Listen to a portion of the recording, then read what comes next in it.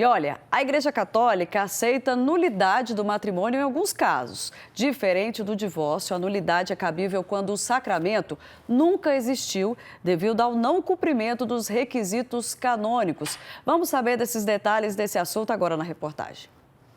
São 7 os sacramentos da Igreja Católica. Um dos mais esperados na vida dos casais é o matrimônio. Porém, muitas vezes, apesar dos votos feitos em cima do altar, pessoas acabam se arrependendo daquela decisão tomada.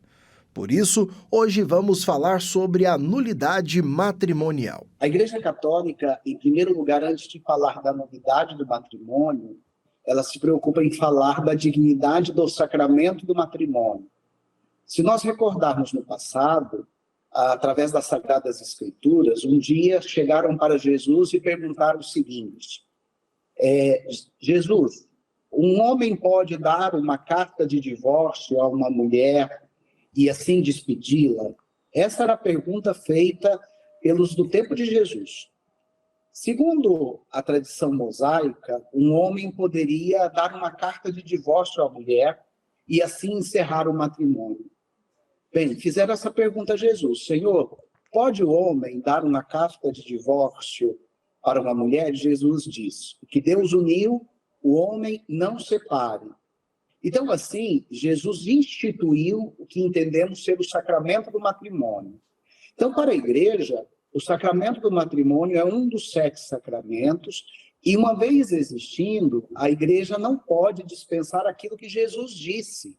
O que Deus uniu, o homem não separe. Então, em primeiro lugar, a Igreja recorda a importância da dignidade do matrimônio. Mas, ao mesmo tempo que a Igreja fala da dignidade do matrimônio, ela reconhece que aquilo que Deus uniu, o homem não pode separar. Então, o matrimônio deve ser necessariamente aquilo que Deus uniu. Por isso, a Igreja ela tem um procedimento interno para verificar a existência ou não do matrimônio. Esse procedimento interno para verificar ou não a existência da nulidade do matrimônio chama-se processo de nulidade do matrimônio, ou seja, alguém que teve um casamento que, mesmo tendo sido celebrado na igreja, por algum motivo grave, este casamento não tenha acontecido de fato. Então, não é que o casamento não aconteceu, ele aconteceu, mas não seguindo as regras da igreja, ou as regras de liberdade da pessoa, é possível que Deus não tenha declarado este matrimônio válido. Por isso, a igreja mantém o princípio que Deus uniu, o homem não separa. Porém, em alguns casos, a igreja admite que o homem não se uniu, ou seja, não houve uma unidade entre o homem e a mulher em relação ao casamento, por isso também não houve matrimônio. Então, a igreja tem um procedimento que é realizado no Tribunal Eclesiástico da Igreja Católica, chamado processo de nulidade do matrimônio. É um instrumento pelo qual a igreja vai verificar a veracidade da existência ou não de um casamento. Isso é o processo de nulidade do matrimônio. Apenas se arrepender do casamento não é o suficiente para a nulidade do mesmo junto à igreja. Diferente do divórcio, existem casos específicos para o tribunal eclesiástico. Bem, todas as causas de nulidade do matrimônio, elas se voltam à pessoa. São raras as causas do matrimônio que não se voltam à pessoa. Então, analisemos coisas que poderiam acontecer com uma pessoa no momento do casamento. Vou dar um exemplo. Uma pessoa que no dia do casamento ficou muito nervosa com o casamento, teve algum tipo de preocupação exagerada, e com isso lhe deram um remédio, e com esse remédio a pessoa ficou dopada, e na hora do casamento não sabe o que fez. Então, esse tipo de ação prejudica a capacidade humana de tomar a decisão. Então, poderia ser um exemplo. Ou então, um caso que a pessoa não queria casar e foi obrigada a casar. Vamos pensar. 15 dias antes do casamento, a pessoa decide para si mesma: eu não quero mais casar. E quando ela vai avisar aos demais que iria casar, vamos pensar que ainda estamos em tempos antigos.